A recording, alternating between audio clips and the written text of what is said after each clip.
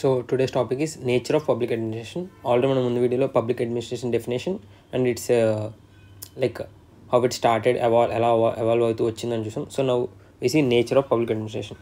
So nature of administration అంటే how is it public administration యొక్క కొన్ని ఫీచర్స్ బట్టి అది ఏ టైప్ అని మనం చెప్తాం. ఫర్ ఎగ్జాంపుల్ అసలు ముందు పబ్లిక్ అడ్మినిస్ట్రేషన్ యొక్క మెయిన్ గోల్ ఏమని చెప్పాం. So public administration is to deliver the services or schemes, whatever it may be, ఇవన్నీ కూడా టు ఎవ్రీ ఇండివిజువల్కి అందేలా చేయడమే పబ్లిక్ అడ్మినిస్ట్రేషన్ యొక్క మెయిన్ కాన్సెప్ట్. సో ఇక్కడ ఏంటి, it's nothing like a non profit. ఇక్కడ వాళ్ళకి ఏం ప్రాఫిట్ అన్నది ఉండదు. Just they have to implement the policies and the policy should reach to each and every person అన్నది ఈ concept of public administration. So public అడ్మినిస్ట్రేషన్ని సపోజ్ ఎగ్జాంపుల్ ఎలా తీసుకుంటే like private companies public company అనుకుంటాం. So private company ఏం చేస్తుంది, so private company అంటే so just వాళ్ళకి సర్వీస్ అందుతుందా లేదా ఇంకైనా అవసరం, just they are making money or not, వాళ్ళకి డబ్బులు వస్తున్నాయా లేదా అన్నదే ముఖ్యం if it is a private company. So అలా కాకుండా పబ్లిక్ కంపెనీ అనుకుంటే so it's the non profitive. So profit చూసుకోదు. ఫర్ ఎగ్జాంపుల్ మనం తీసుకోవచ్చు like private school and government schools. So government schools ఏం చేస్తాయి, సో ఈచ్ అండ్ ఎవ్రీ స్టూడెంట్కి education అన్నది అందాలని చెప్పి వాళ్ళు అక్కడ ఫీజు అన్నది కలెక్ట్ చేస్తారు. Like little amount of fee లేదా నో ఫీ కలెక్ట్ చేయకుండా వాళ్ళు ఎడ్యుకేషన్ అనేది ప్రొవైడ్ చేస్తారు. సో ప్రైవేట్ స్కూల్ ఏంటి, their main motive is to earn money. So వాళ్ళు చదువు చెప్పడం అన్నది వాళ్ళ మెయిన్ మోటివ్ కాదు, their main motive is to earn money. So ఆ ఎడ్యుకేషన్ అన్నది నాట్ కంపల్సరీ వాళ్ళకి. సో ఎడ్యుకేషన్ అందరికీ అందుతుందా ఈక్వల్గా అంటే లేదు. డబ్బు ఉన్న వాళ్ళు ఎడ్యుకేషన్ పొందగలరు, లేదు అంటే దే ఆర్ నాట్ ఎడ్యుకేటెడ్ అన్నది ఈ ప్రైవేట్ కాన్సెప్ట్. సో పబ్లిక్ అంటే nothing but irrespective of their money and anything status. So education అనేది అందరికి కంపల్సరీ అని చెప్పి అందరికీ అందాలని చెప్పే మోటివ్తో రన్ అయ్యేది పబ్లిక్ స్కూల్. సో అది డిఫరెన్స్. లైక్ పబ్లిక్ అడ్మినిస్ట్రేషన్ అంటే it is to provide services to each and every individual irrespective of the status, creed or race and everything. ఎలాంటి డిస్క్రిమినేషన్ లేకుండా అందరికీ ఈక్వల్గా సర్వీస్ అందాలనేది concept of public administration. So ఈ features of public administration గురించి మనం చూసుకుంటే సో మెయిన్లీ దీన్ని బట్టి మన పబ్లిక్ అడ్మినిస్ట్రేషన్ నేచర్ చెప్పాలి. సో అసలు పబ్లిక్ అడ్మినిస్ట్రేషన్ ఏంటి అంటే ఫస్ట్లీ సర్వీస్ ఓరియంటెడ్ అంటే ఏంటి, పబ్లిక్ అడ్మినిస్ట్రేషన్ మెయిన్ ఏమని చెప్పాం కదా, టు సర్వ్ ద పీపుల్. అంటే లైక్ ఇక్కడ ఏమి నాన్ ప్రాఫిట్ అయితే ఏమి ఉండదు వాళ్ళకి, గవర్నమెంట్కి. They have to deliver the service to the public and they should see the welfare of the people. Non profit and welfare of the people కోసం ఈ పబ్లిక్ అడ్మినిస్ట్రేషన్ అనేది పనిచేస్తుంది. ఫర్ ఎగ్జాంపుల్ అలాగే చెప్పాం కదా సేమ్ ఇందాకే పబ్లిక్ స్కూల్ తీసుకున్నాం. Like government school తీసుకుంటే సో వాళ్ళ ఎడ్యుకేషన్ అనేది అందరికీ అందాలనే కాన్సెప్ట్తో స్కూల్ రన్ చేస్తున్నారు. అలాగే ప్రైవేట్ స్కూల్ తీసుకుంటే వాళ్ళు మనీ ఎర్న్ చేసుకోవడం కోసం అని చెప్పి ఈ స్కూల్స్ అనేవి రన్ చేస్తున్నారు. సో అది డిఫరెంట్ ఇక్కడ సర్వీస్ ఓరియంటెడ్ అంటే. Next interdisciplinary nothing but so multiple fields కలిసి పనిచేయడం. సో పబ్లిక్ అడ్మినిస్ట్రేషన్ అంటే నాట్ ఓన్లీ పొలిటికల్ సైన్స్, ఒక పొలిటికల్ సైన్స్ కాకుండా it involves other science like sociology అంటే to study group of people. Sociology అవ్వచ్చు, like management. So management అని చెప్పి management department కింద కన్సిడర్ చేయొచ్చు పబ్లిక్ అడ్మినిస్ట్రేషన్. ఎందుకంటే they have to know how to manage each and everything. And even psychology కూడా introduce చేయాలి. Like how do people think, how do others think అన్నది కూడా వాళ్ళకి ఐడియా ఉండాలి పబ్లిక్ అడ్మినిస్ట్రేషన్. సో ఇవన్నిటి మీద నాలెడ్జ్ ఉన్నప్పుడే వాళ్ళు ఎఫెక్టివ్గా పాలసీని ఇంప్లిమెంట్ అయ్యేలాగా, సో అలాగే గవర్నమెంట్ అనేది కరెక్ట్గా నడిచేలా చేయగలరు. ఫర్ ఎగ్జాంపుల్ ఎలా అంటే ఒక ఎంబీబీఎస్ చేసిన డాక్టర్ ఉన్నాడు. సో ఎంబీబీఎస్ చేసిన డాక్టర్ తర్వాత స్పెషలైజేషన్ చేస్తారు కార్డియాలజిస్ట్ కింద. సో డైరెక్ట్గా నేను కార్డియాలజిస్ట్ అంటే ఏంటి, specialisation in heart.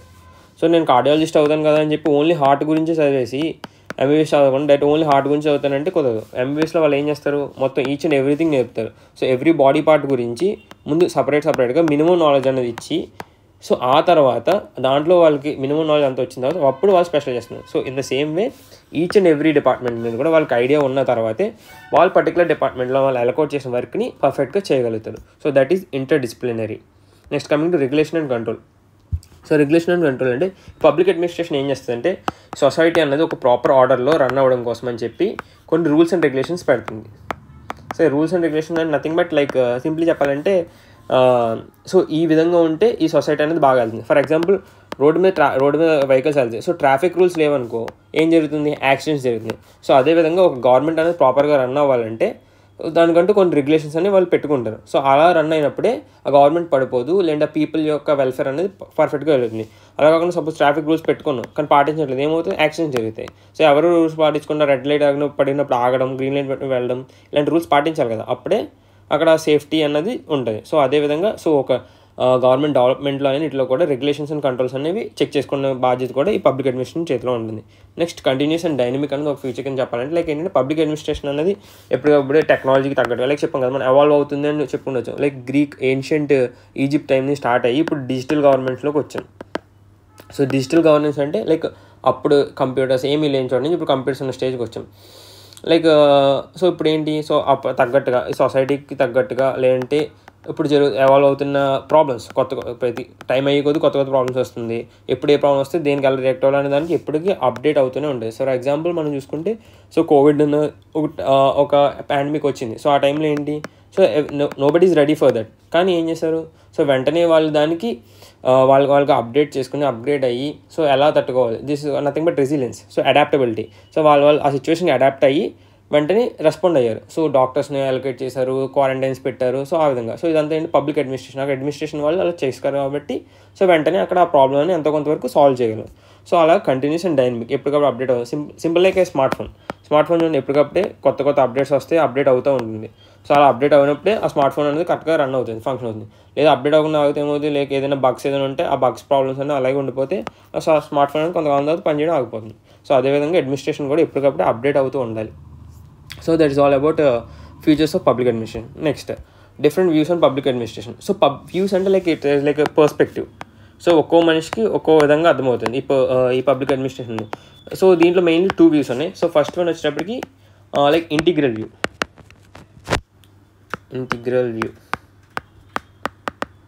So integral view అంటే సో ఈ వ్యూలో చూసే వాళ్ళు ఏమనుకుంటారంటే పబ్లిక్ అడ్మినిస్ట్రేషన్లో అన్నీ ఇంక్లూడ్ అవుతాయి.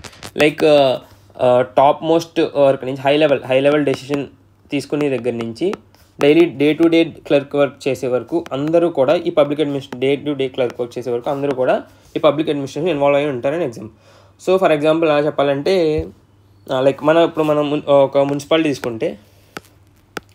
తీసుకుంటాం.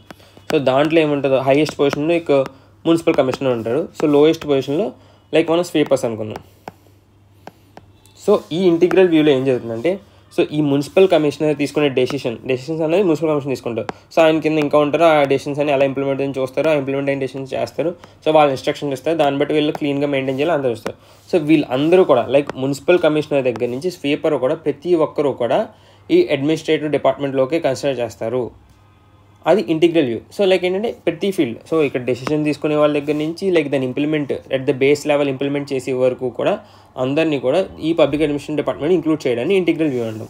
So next another type of view వచ్చేటప్పటికి మేనేజరల్ వ్యూ.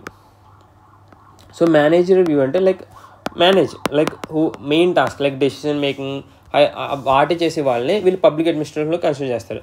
సో వాళ్ళు ఏం చేస్తారు, ఈ మేనేజర్ వ్యూలో ఉండే వాళ్ళు ఏమి ఇస్తారంటే public administration is about plan చేయడం అండ్ ఆర్గనైజ్ చేయడం అండ్ డైరెక్టింగ్, ఎలా చేయాలని చెప్పడం అండ్ కంట్రోలింగ్, అంటే వాళ్ళు ఎలా జరుగుతుందో లేదా అని చూసుకోవడం.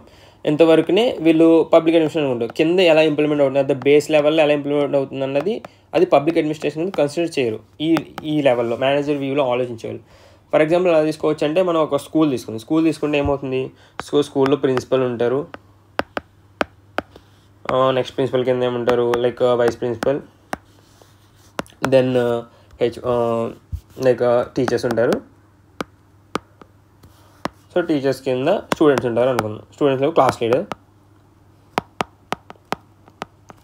సో క్లాస్ లీడర్ కింద లైక్ స్టూడెంట్స్. సో ఈ విధంగా ఉందనుకుంటే సో ఈ ఇంటిగ్రల్ వ్యూలో ఏంటంటే ఇంటిగ్రల్ వ్యూ చూసుకుంటే ఇక్కడ నుంచి లైక్ ప్రిన్సిపల్ ఏదైతే సమ్ ఆర్డర్ ఏదో పాస్ చేశాడో, సో ఇలా రూల్స్ ఏదో పాస్ చేశారో రూల్స్ అనేవి వైస్ ప్రిన్సిపల్ వీళ్ళందరూ కూడా డిస్కస్ చేసుకుని దాని డెసిషన్ టీచర్స్ క్లాస్ లీడర్ ద్వారా స్టూడెంట్స్ దగ్గర ఫాలో అయ్యేలా చేస్తున్నారు.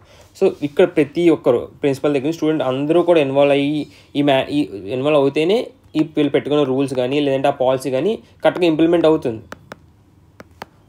అప్పుడు దీని అంతా కలిపి ఒక విధంగా చూస్తే దాన్ని ఇంటిగ్రల్ వ్యూ అంటాం. అలా కాకుండా జస్ట్ ఈ ఎవరైతే ఏమన్నా చెప్పుకున్నాం, planning, organisation and directing, like principal, vice principal and teachers.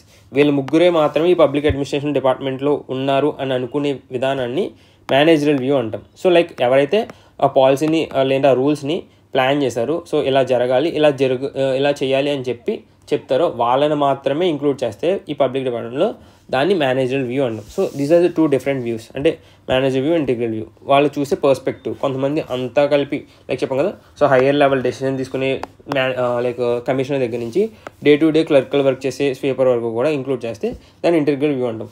లేదు just only who are the decision makers ఉన్నారో వాళ్ళని మాత్రమే పబ్లిక్ అడ్మినిస్ట్రేషన్లో ఇన్వాల్వ్ చేయాలని చూసుకునే వాళ్ళని మేనేజరల్ వ్యూ అంటాం. So that's all about nature and different views of public administration. ఏదైనా డౌట్ ఉంటే కింద కామెంట్ చేయండి. Thank you.